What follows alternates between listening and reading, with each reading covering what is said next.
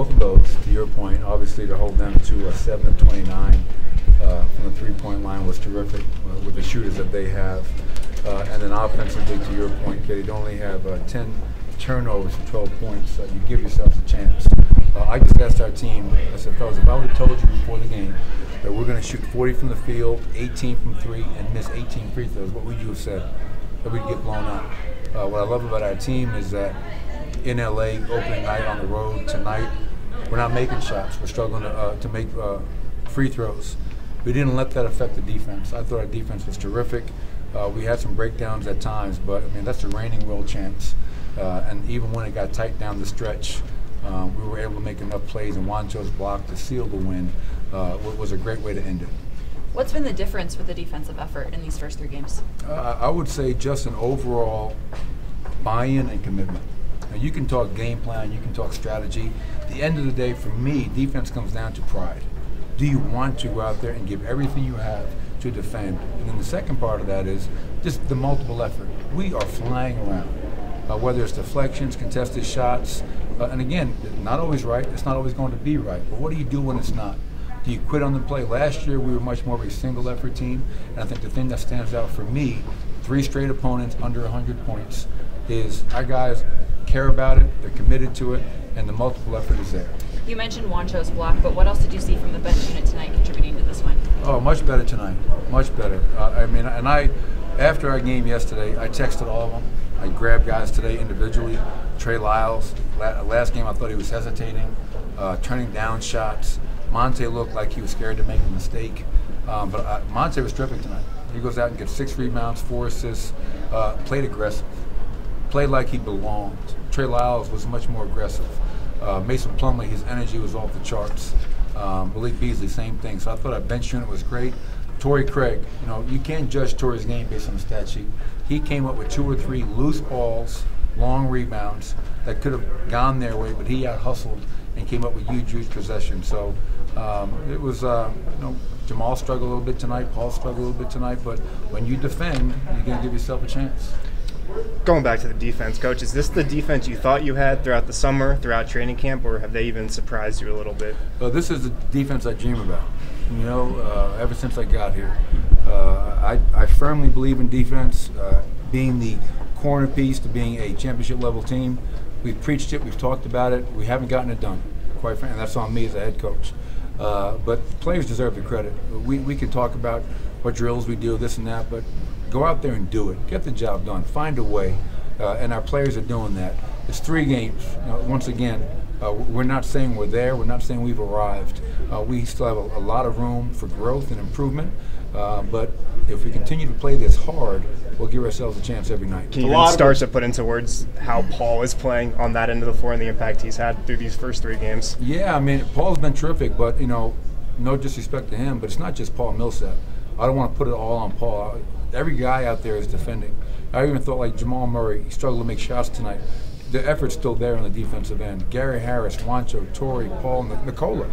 Everybody's bought in. It's not just one guy. It is a collective buy-in and commitment, and that's why we're defending the way we are. It looked like at the end on their last possession, they might go for a 3, and yet you protected the basket area. Was that by design, or was that just a reaction on the floor? Obviously, it was. We didn't want to give up a 3 in that situation all night long. We were preaching to our guys into, over, and being up to take away those 3s. I think Steph hit 6 of 16.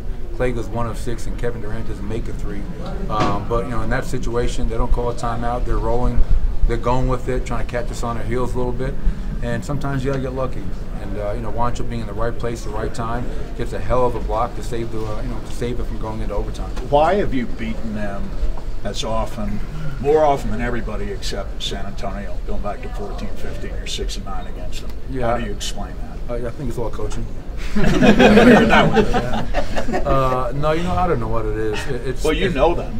Yeah, I played. I wish I played there. I coached there, but it's really funny. Like when I was in Cleveland for many years, it's all about matchups in the NBA, whether it's a one-on-one or a team.